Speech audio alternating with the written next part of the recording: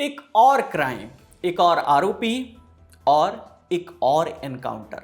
कहानी अलग है लेकिन सवाल वही है, क्या एनकाउंटर के अलावा कोई और विकल्प नहीं था?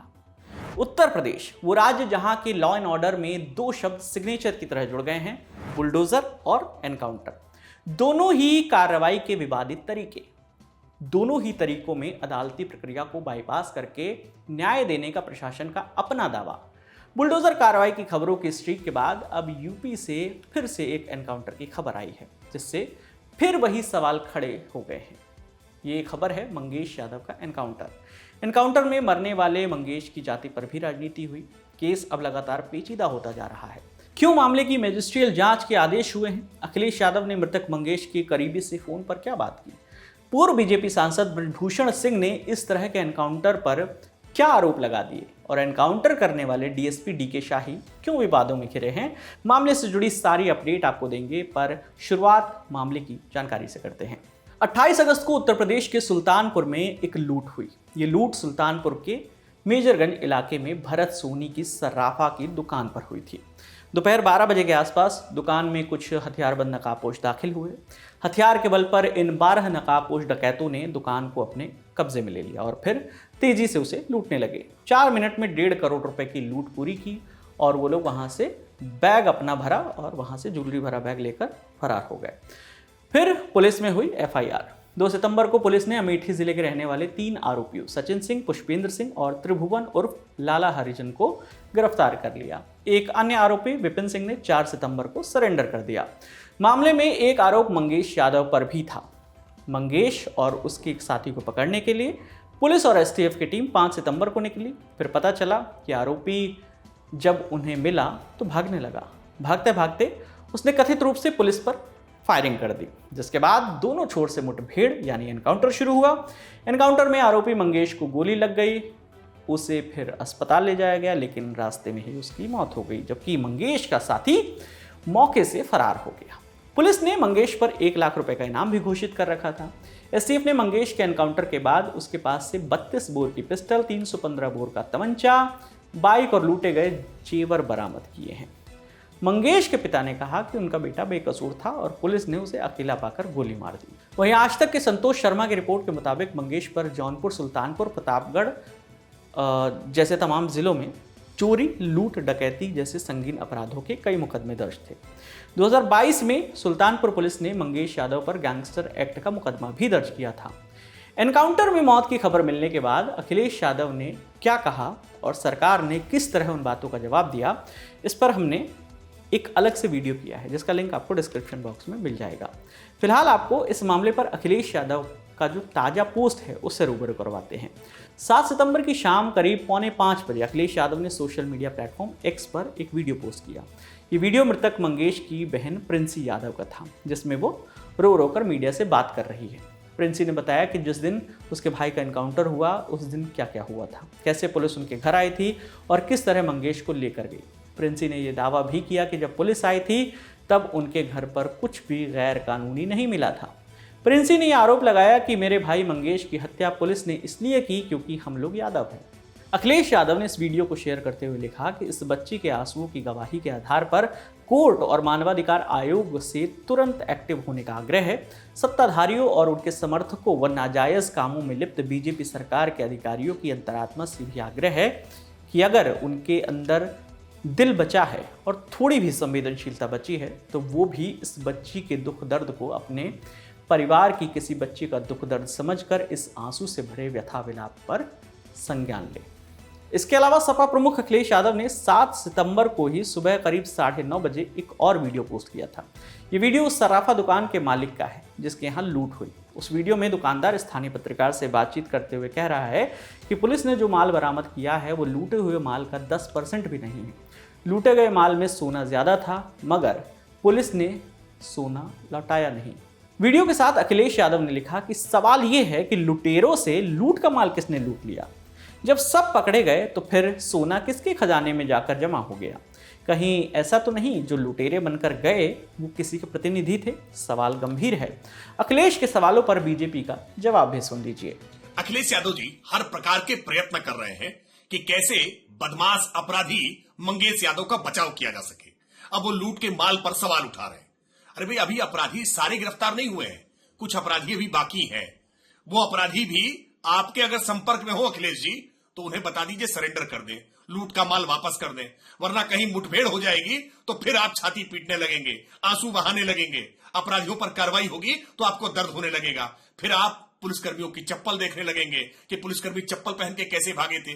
अरे ये अपराधी है, अपराधियों की जाति मत देखिए। उत्तर प्रदेश की सरकार बहुत कठोरता से कार्रवाई कर रही है और यूपी पुलिस इस पूरे मामले का खुलासा करेगी। हर अपराधी जेल की सलाखों के पीछे होगा और सारा लूट का माल बरामद होगा। तो यहाँ बीजेपी प्रवक्ता राकेश त्रिपाठी का कहना है कि आप पुलिसकर्मी की चप्पल देखने लगेंगे। इस बात का संदर्भ ये है कि समाजवादी पार्टी ने एनकाउंटर पर चप्पल से संबंधित सवाल भी खड़ा किया था। एनकाउंटर के बाद की एक तस्वीर दिखाकर समाजवादी पार्टी पूछ रही है कि पुलिस ने क्या चप्पल पहनकर एनकाउंटर कर दिया। शेयर की जा रही तस्वीर में कुछ पुलिस वाले चप्पल पहने हुए हैं। इस सिलसिले में डीएसपी, जो एसटीएफ के डीएसपी हैं डीके शाही, उनको लेकर भी सवाल किए जा रहे हैं, जिनके बारे में आपको हम बताएंगे। पर उससे पहले उस आदेश के बारे में बताते हैं जो अखिलेश यादव की पोस्ट के बाद आया। सुबह 9:30 बजे अखिलेश की पोस्ट के बाद, इसके कुछ घंटों बाद सुल्तानपुर डीएम ने एक आदेश दिया। यह आदेश था मैजिस्ट्रियल जांच का। 7 सितंबर की सुबह 11 बजे खबर आई कि मंगेश यादव एनकाउंटर पर मजिस्ट्रेट जांच का आदेश दिया गया है। ये जांच अब जो सुल्तानपुर में एक तहसील है लम्भुआ, वहाँ की एसडीएम विदुषी सिंह करेंगी। घटना के बाद समाजवादी पार्टी सुप्रीमो अखिलेश यादव ने मंगेश के करीबी धनंजय यादव को कॉल किया। दोनों के बीच फोन पर बात हुई, जिसमें धनंजय ने अखिलेश को उस दिन हुई पूरी घटना के बारे में बताया। फोन कॉल कन्वर्सेशन में धनंजय ने कहा कि मंगेश का फेक एनकाउंटर हुआ है। उसने फ़ोन पर भी ये बताया था कि प्रशासन ज़बरदस्ती मंगेश का अंतिम संस्कार करने की कोशिश कर रहा है। इसके बाद अखिलेश यादव तुरंत फ़ोन पर किसी अधिकारी से बात करवाने के लिए कहते हैं, जिसके बाद ये रिकॉर्डिंग रुक जाती है। चूंकि यूपी में सरकार बीजेपी की है, तो स्वाभाविक तौर पर बीजेपी सरकार को सही ठहराने में लगी है और दावों और आरोपों को नकार रही है। लेकिन बीजेपी के एक नेता हैं जिन्होंने एनकाउंटर के खिलाफ खुद बड़े दावे कर दिए हैं। वो नेता हैं पूर्व बीजेपी सांसद ब्रजभूषण शरण सिंह। मीडिया संस्थान एबीपी को एक इंटरव्यू में ब्रजभूषण ने कहा कि अपने प्रमोशन और पैसों के लिए एनकाउंटर किए जा रहे हैं, जो सही नहीं है। उन्होंने आगे कहा कि यह तरीका ठीक नहीं है, इसमें शासन नहीं बल्कि पुलिसकर्मियों की गलती है। पुलिस पर इतने आरोप प्रत्यारोपों के बीच आपको डीएसपी डीके शाही का भी बयान सुनना चाहिए। अपराधियों का साथ चल रहा है, अपराध का बोलबाला था है नहीं, अब नहीं। अब ऑर्गेनाइज्ड क्राइम खत्म हो गया है, काफी कुछ हो गया है, लेकिन अभी भी किंचित घटनाएं हो जा रही हैं, जिसका पुलिस बहुत सफलतापूर्वक अनावरण कर रही है। जो जिस लायक है उसको, जो जेल जाने लायक है या जो पुलिस पर गोली चला, उस तरह से उसका जवाब दिया जा रहा है। कल की घटना है, अभी यहाँ एक ज्वेलर्स के यहाँ डकैती पड़ी थी बीते 28 तारीख को, और इससे पूरे प्रदेश में, विशेषकर समाज में, सुल्तानपुर जनपद में एक दहशत का माहौल पैदा हुआ। तभी से सीनियर अधिकारियों के द्वारा एसटीएफ टीम और जिला पुलिस को लगाया गया था। इस घटना का अनावरण के लिए लगातार प्रयास किए जा रहे थे। कल अचानक दौरान गिरफ्तारी बदमाशों द्वारा हमारे एसटीएफ टीम पर फायरिंग किया गया था, जिसमें हमारे एसटीएफ वाले बाल बचे। जवाबी फायरिंग में एक बदमाश मारा गया है और एक बदमाश भागने में सफल रहा। अन्य जो बदमाश उनकी तलाश जारी है, जल्दी उनकी भी गिरफ्तारी सुनिश्चित की जाएगी। स्पोर्ट्स और खिलाड़ियों का उदाहरण देते हुए डीके शाही ने जाति और समुदायों में सामाजिक बंटवारे को लेकर भी कुछ बातें कही हैं। आजकल जहां जाति, देश, धर्म में हर चीज बंट रहा है, आप स्पोर्ट्समैन के अंदर देख लीजिए। अगर 6 खिलाड़ी वॉलीबॉल का है, कोई ब्राह्मण है, कोई ठाकुर है, कोई दलित है, कोई बैकवर्ड है, उनमें किसी में आप ये फीलिंग नहीं देखे होंगे कि हम फला वर्ग के, फला जाति के हैं। सब भाई जैसे रहते हैं, इवन एक थाली में बैठ खाते हैं, एक साथ सोते हैं। तो इससे अच्छा स्पोर्ट्समैन से अच्छा इस समाज के लिए कोई नहीं है। डीके शाही पर जोरों से विवाद छिड़े होने का एक कारण उनके परिवार से भी जुड़ा हुआ है। जिस दिन एनकाउंटर हुआ उसी 5 सितंबर को डीके शाही की पत्नी रितु शाही उत्तर प्रदेश महिला आयोग की सदस्य बनाई गई।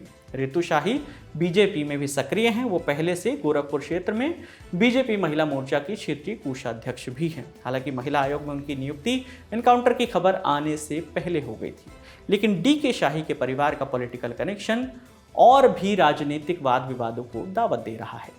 एनकाउंटर करने वाली एसटीएफ में डीके शाही के अलावा डीएसपी विमल सिंह भी शामिल हैं। विमल सिंह को अतीक के बेटे असद और मोहम्मद गुलाम के एनकाउंटर के लिए गैलेंट्री मेडल से भी नवाजा जा चुका है।